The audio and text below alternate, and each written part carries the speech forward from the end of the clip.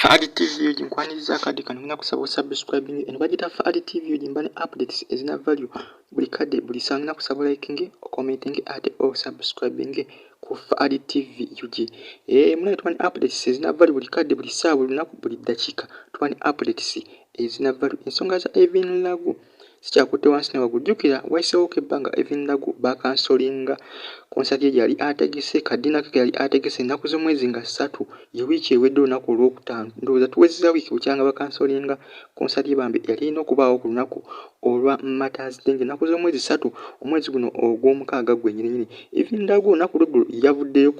ku kitanda wabula ate abagurupu ye abazubairi family bano bakoze okwegugunga mu kibuga Kampala kumpi n'ekizimbe ekyamuganzirwaza wali walina otegekebwa dina yaani ya Evelyn Lagu wabula bano poliisi yabaganyiza yabakubyemu amasasi era Evelyn Lagu munnaye ate yakakanye azzeemu kukakkana yazzeemu kugamba byakakanye ate obulwadde buzzeemu kutabuka kugamba ate yazzeemu n'atabuka butono okusingako ate wali eri poliisi yakubye nga amasasi mu bbanga amasasi kataga mukube n'omu kuba amasasi kebadde bakuba mu bbanga abasirikale kugamba Evelyn Lagu Bambi ebintu obulamu bwe bwo gamazima bwo buli mu lusuubo buli mu matigga obulamu bwe simanyi kiki Mukama Katonda kyamutegekedde Maaso nenga bintu bikyali bikalubu nnyo ku side ya Evelyn Lagu kuba poliisi olunaku olw'eggulo kyekoze mu kibuga Kampala kumpi n'ekizimbe kyamuganzirwaza ewali walina otegekebwa dina ya Evelyn Lagu kyabadde kikambwe nnyo amasasi Gannyoose bakutte bamemba baabwe abazubairi family jjukira Evelyn Lagu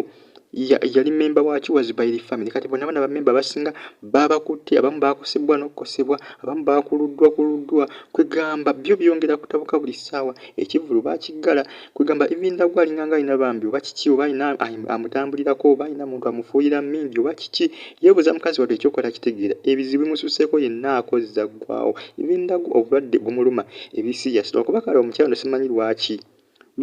yasazaamu ekivulu ki waliwo ebiyitaayita nti bagamba mbu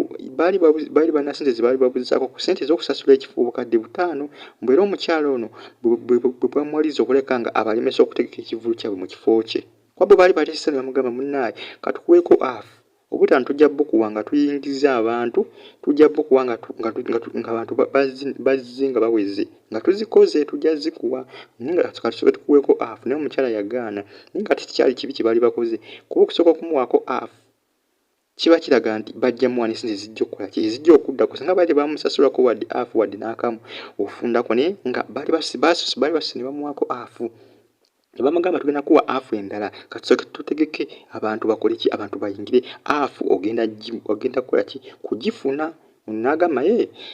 kale nabanga akkiriza ate bagenda okulaba ate nga ekifo bakiggala paka nakakati ekifo kikyali kiggale okuva nga ennaku z'omwezi 3 omwezi ogw'omukaaga olwokutaano oluwedde lwe baggala ekifo ekira Evelyn Lagu olunaku lwe yakola ki lwe yazirika bamuddusa mu ddwaliro saliza wali ku Salama Road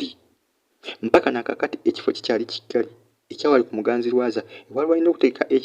wali walina okutegekebwa ekivulu kyani kya Evelyn Lagu abazubairi family bazzeeyo ne bagamba bannaye muntu gwe toswala mukazi gwe toswala abantu baali bakoze endagaano nti tugenda tegeka ekivulu kyaffe wani ate nokakkana nga ate otuyiseemu ng'otwefuulidde bano bagenze okwekalakasa ne poliisi omukyala nyine kifo teyabalinze kukola ki kwonoona bintu bisingako n'akubira poliisi nejja nebasalako era abasinga basuze mu budduukulu olunaku olw'eggulo bekakasisa olunaku lwali lwaggulu ssaawa nga 7 ez'emisana baalumbye ekizimbe kyamuganzirwaza ne bagamba mukazi gwe tukwesasuze lwaki wasazaamu endagaano gye twali tukoze naawe bano baali batandise okukasuka amayinja nga baagala kusanyawo kizimbe ky'omukyalo oyo nga balaga obutali bumativu olw'ensonga nti omukyalo ono yeeyisa bubi nnyo munnaawe akimanyi embeera gy'alimu n'ate nakakana ate ng'ekivulu akisazizaamu kw'ossa n'okuggala ekifo ate nga yali akitegedde sente kizigenda okukola ezaali zirina okuva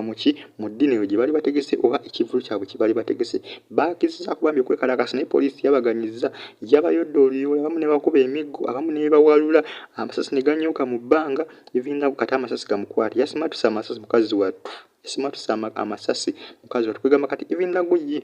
Bambi kyalina okuba kimu kyokka kwesigama Katonda yayinza okukola ki yayinza okumukwasaganyako eno embeera gyalimu kuba kati mbeera nkalubo nnyo yeetaaga ssaala eri ey'amaanyi kuba buli lunaku olukya ebintu byongera kutawuka ku sayidi ya Evelyn Lagu mukazi wattu si byangu nnyo alina obulwadde bwaki alina obulwadde bw'ensigo anoonya ssente okumutwala mu ggwanga lya Buyindi okubanga bamulongoosa bamuteekemu ensigo empya naye ssente zikyabuse buli kyategeka tekikutuka buli kyategeka kyonooneka bwonoonesi buli kyategeka tekitambula bulungi nga baba bakitegese kwegamba mukazi wattu yeebuuza ekyokukola takitegeera Fadi TV gisubscribe ate olayikinga evidiyo ntubane updates zinavali buli kaddi buli ssaawa byabadde wali ku muganzirwaza kumpi ne muganzirwaza mu kibuga Kampala olunaku olw'eggulo zazisanga 7 abazubaire family bageza kwekalakasa nga balaga obutali bumativu olw'omukyala eyaggala ekifo